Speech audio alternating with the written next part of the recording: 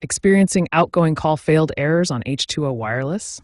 This is often due to voice over LTE issues or network glitches.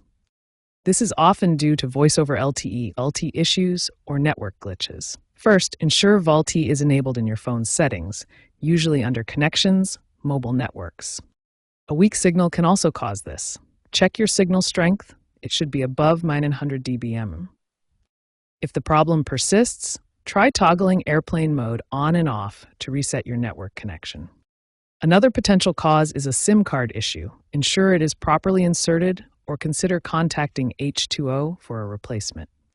Outdated software on your phone can also lead to connection problems, so ensure your device is updated to the latest Android, iOS version. If basic troubleshooting doesn't resolve the issue, perform a full network reset. This clears cached data and forces a reconnection to H2O's network. Go to your phone's settings and find the Reset Network Settings option. The exact location varies by device.